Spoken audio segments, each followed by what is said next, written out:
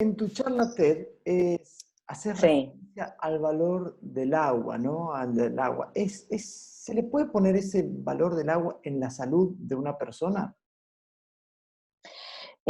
claro que sí. O sea, yo la charla la titulé El poder del agua, porque para mí el agua tiene eso, tiene un montón de poderes.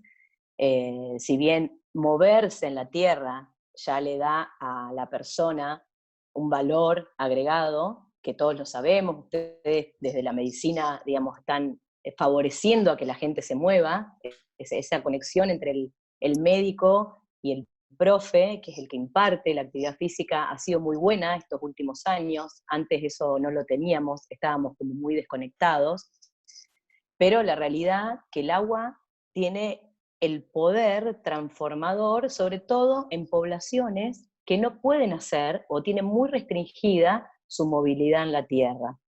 Entonces, y es la población, digamos, que yo manejo casi todos los días. Casi el 70% de la población en mi pileta es adulto mayor y son personas que tienen patologías, que tienen movilidad reducida y que tenían completamente restringida su acceso a la gimnasia en la tierra, por decirlo de una manera.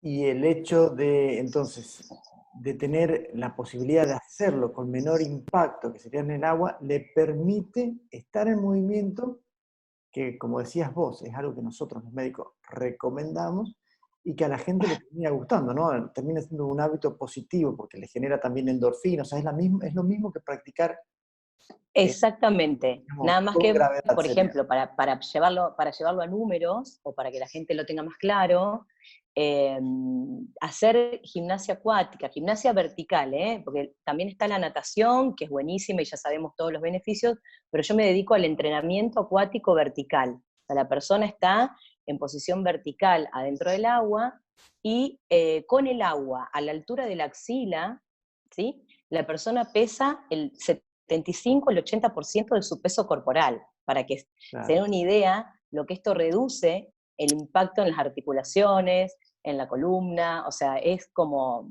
no sé, es como aceitar todo junto el esqueleto, ¿no?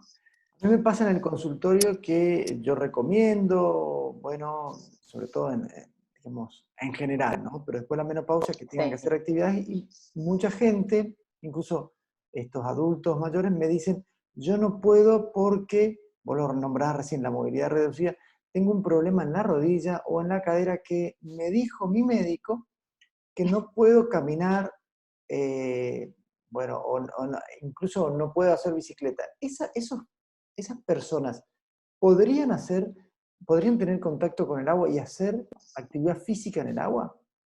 sí, completamente, Javi. Eso es a lo que vamos y es a lo que tanto se ganó todo este tiempo. Personas, digamos, que llegan al agua. Yo tengo alumnas que vienen con andador, con bastón, o sea que prácticamente afuera del agua no se pueden mover, entran a la pileta y el poder del agua hace que esa persona camine sin bastón, se mueva, hasta trote.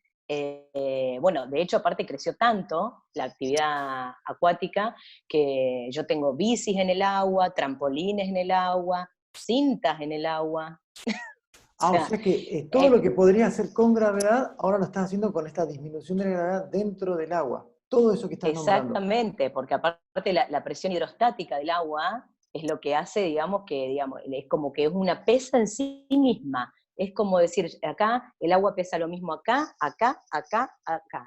360 grados esa presión. No es que yo voy a tener más presión de un lado que del otro. El agua Claro. funciona como una pesa en sí misma. Por lo tanto, también entrenamos la fuerza en el agua. Y ese es el gran descubrimiento que hace toda esta gente que se creía como afuera y que pierde completamente su movilidad y por lo tanto disminuye muchísimo su calidad de vida, y de pronto descubre el agua, un lugar aparte en el que puede sociabilizar, que eso es maravilloso, sociabilizan de una manera bastante distinta que en la Tierra, hay como una comunidad, ¿sí? Y bueno, y en realidad trabajan absolutamente todo y de una manera excelente, ¿sí?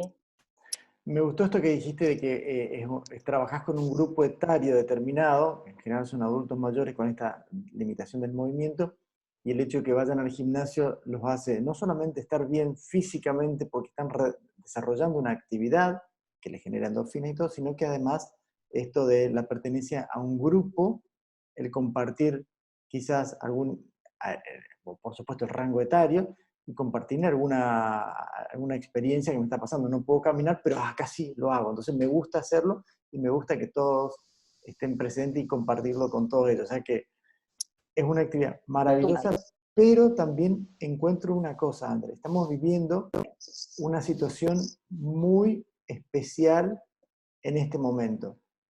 Es decir, Sí. en este momento, los que nos tocó es estar de alguna manera en aislamiento social. ¿Cómo hacemos con estos adultos mayores que sentían tantas ganas de volver? Terminaban tu clase, se sentían muy bien, pero ya les daba ganas de volver a la siguiente clase. Y ahora no lo pueden hacer porque hay un aislamiento social y porque además constituyen un grupo La de población riesgo. de riesgo. Uh-huh.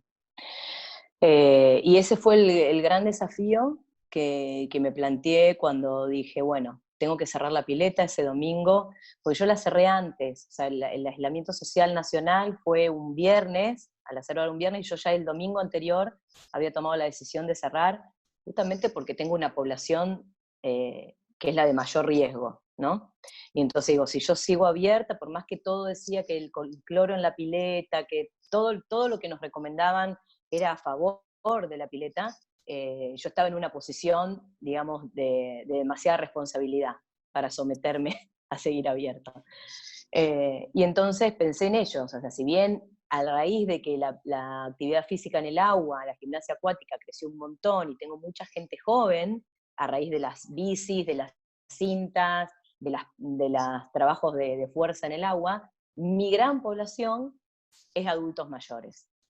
Y entonces dije, bueno, tengo que avisarles, y durante los 2 primeros días es como que quedamos ahí en stand-by. Yo trataba de no comunicarme, de no decir más nada, y hasta que me puse a pensar qué me gustaría a mí si yo tuviera esa edad, si yo soy la que no se puede mover, porque creo que si no me hacía esa pregunta, no sabía cómo seguir. Claro. Entonces armé una pequeña rutina, pequeña, en una silla, con movilidad articular, nada más que movilidad articular, para que las articulaciones tengan un movimiento con poco impacto, como el del agua, porque la realidad es que yo las conozco dentro del agua, y no las conozco fuera del agua, no sé cuánto se pueden mover. Y si esa rutina ahora con la tecnología, fulanita decidía pasársela a menganita o a su prima o a su hermana, y a lo mejor su prima y su hermana no están en condiciones de hacer esa rutina. Entonces la rutina tenía que ser como muy simple, muy pequeña, pero que tuviera cierto impacto en su vida diaria. Y bueno, y la respuesta fue hermosa, porque todas la pueden hacer, todas se sienten mejor, me agradecen, digamos, tener esa rutina diaria y ese contacto mínimo, pero lo que sí hice foco a partir de la semana siguiente fue en el contacto en los grupos de WhatsApp, porque tengo un montón, el contacto afectivo, ¿sí? Claro. Mandar cosas que las hagan sentir bien, qué sé yo, recetas de cocina, que como la mayoría es grande, tiene más de 70, entonces le pedí que todos los días me cuente algo que haya vivido en su vida, en la historia de la Argentina o del mundo, y que nosotros, los de menos de 50, no hayamos conocido. Claro. Entonces se transformó en una hermosa clase de historia virtual. Qué Ellas lindo. están felices, que están devolviendo algo, y bueno, nada, eso la verdad que nos hace muy bien a todos, ¿no? André, otra de las cosas que vos haces y de las cuales Sí, das, o sea, no solamente tenés tu práctica profesional en Casilda, sino que también das cursos de esto, es sobre los ejercicios hipopresivos que, por lo que voy pensando, también la gente los puede continuar haciendo en la casa, a todo aquel que haya sido instruido en el tema. Contanos un poquitito de exacto. qué se tratan los ejercicios hipopresivos.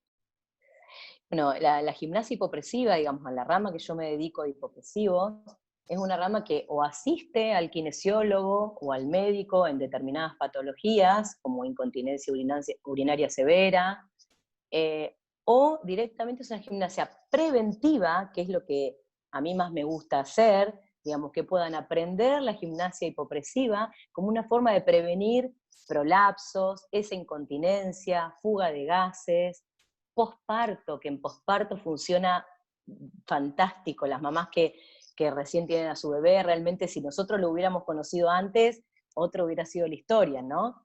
También le saca presión al suelo pélvico, que en realidad durante el día y durante los años lo único que hace es acumular presión, vos lo sabés perfectamente.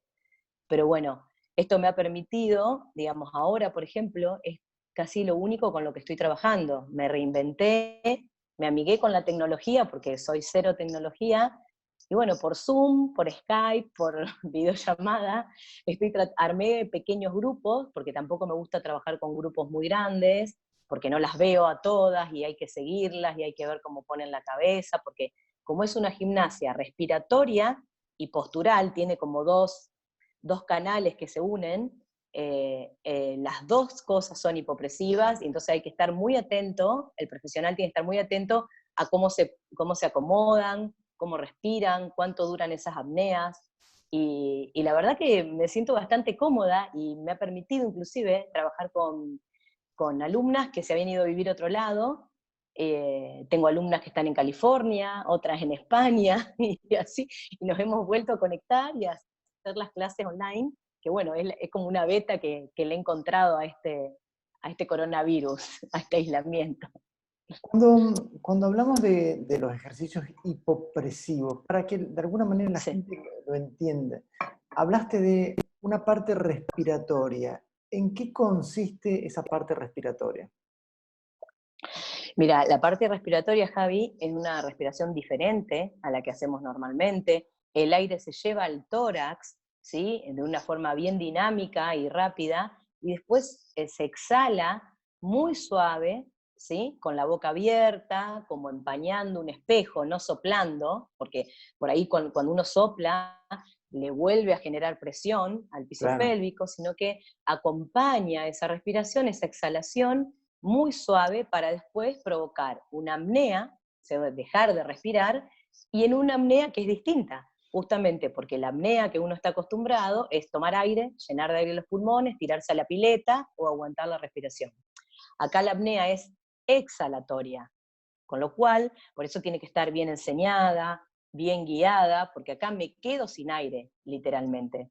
Me tengo que quedar sin aire para provocar esa apertura costal y hacer que el suelo pélvico, que esto lo provoca el diafragma, ¿no? El diafragma relajado, suba. Es una gimnasia, justamente por eso a mí me gusta llamarlo gimnasia hipopresiva. El suelo pélvico sube y vuelve a entrenarse internamente, digamos, para estar fuerte, ¿sí? Porque si no, siempre recibe toda la presión, es hacia abajo. Para ponerlo en claro, por ejemplo, un ejemplo que me gusta mucho, el abdominal que siempre nosotros los profes estábamos acostumbrados a impartirles a los alumnos, es el famoso crunch, el de la flexión de tronco, que tantos inconvenientes trae para la columna lumbar también, ¿sí? Entonces, ese crunch, al llevar el tronco hacia adelante en esa flexión, le genera una hiperpresión al suelo pélvico. El hipopresivo justamente le saca esa presión, por eso me gusta mucho marcar esa diferencia entre el abdominal común y el abdominal hipopresivo. Bueno, y ahora ya que me lo entraste ahí, si el crunch te genera mucha presión, además de los hipopresivos que vos me estás comentando como para mantener el piso pélvico, ¿qué Sí. recomendaciones de abdominales harías hacia el público en general, no? Y hacia el público en general, y porque no soy detractora, o sea, no es que digo, no, no tenés que hacer más esto, o no te, o sea, yo creo que hay que hacer algo que a uno le haga bien. Realmente los abdominales, los crunch, no hacen bien, no hacen bien a la columna, podrán habernos hecho bien en la adolescencia y porque teníamos la columna perfecta, o medianamente perfecta, y entonces le dábamos hasta arriba, pero la verdad que la plancha, o sea, estar apoyado con los codos y los antebrazos y las piernas estiradas, o inclusive con la rodilla, con las rodillas, es la famosa plancha que tanto se hizo famosa ahora con el entrenamiento funcional, pero viene de lejos, es un gran abdominal integral y no es hiperpresivo, o si tiene, la presión es muy poquita. Claro. Las planchas son un gran trabajo integral y de abdominal, de toda la faja abdominal, que a mí me Eso. gusta mucho que practiquen, ¿sí? La plancha se entrena, y la pueden entrenar de rodillas, después estirar las rodillas, trabajarlas sacando un brazo, después el otro. Hay muchos niveles y se pueden entrenar perfectamente. Y también laterales, ¿no es cierto? Las laterales también, sobre un brazo. Ahí ya tienen que tener un nivel de control bastante, bastante interesante, digamos. Trato de hablar como en una Claro. población que a lo mejor quiere iniciar a entrenarse o que tiene un entrenamiento mediano. Los que están súper entrenados pueden hacer, es más, pueden caminar poniendo codos, subiendo los codos, esa es hermosa y se entrena Claro. fuerte. Bueno, después te Pero vamos lo más a... importante, Javi, lo más importante, que esto yo quiero decirlo siempre cuando estamos entrenando, es poner en consciente qué es lo que estamos entrenando. O sea, si nosotros aflojamos los glúteos o aflojamos la panza cuando estamos haciendo la plancha, no va a servir de nada. Hay que poner todo eso en control, hay que ajustar esa faja, hay que ponerse el cinturón y hacer las planchas. La verdad que la plancha es uno de los ejercicios que a mí más me gusta para entrenar junto con hipopresivos. Pero como estabas diciendo vos, tiene su técnica, ¿no? O sea que no es largarte a hacer la plancha, Técnica, sino como yo que sí. sí, hay que entrenarla. Por eso es recomendable siempre empezarla de rodilla, con las rodillas apoyadas, antebrazo y rodillas apoyados, para aprender a tener ese control de la faja, y después sí, ir probando si puedo sacar los pies, si me puedo poner de costado. Eso es progresivo también, como cualquier otro entrenamiento. Hay que entrenarla y es muy importante tener también un supervisor, alguien que te diga si lo estás haciendo bien. Exactamente, exactamente. O sea, llamar a un profesional, a un profe, a un kine, porque hay kines que se dedican y hacen mixto, pero alguien que me pueda decir, mira, esto lo estoy haciendo bien, wow, vos que sabés que tengo tal cosa en la columna, esto lo puedo hacer.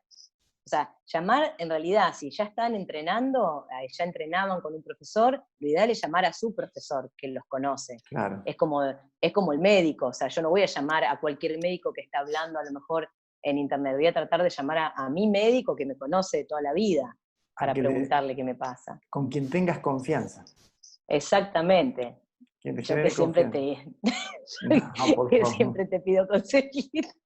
Bueno, André, te agradezco un montón todas las cosas que nos No, contaste. Nos has paseado desde el poder del agua hasta qué hacemos en estos tiempos con los adultos mayores y la actividad física para completar con el tema de los hipopresivos. La verdad que ha sido súper instructivo, súper nutritivo, muy bueno para la gente en general. Te agradezco un montón que hayas estado en la salud de nuestra gente. Hemos estado con Andrea Moriconi desde Casilda, provincia de Santa Fe, para todos los misioneros. Muchas gracias, Andrea. bueno, no, gracias Javi. Saludos a todos.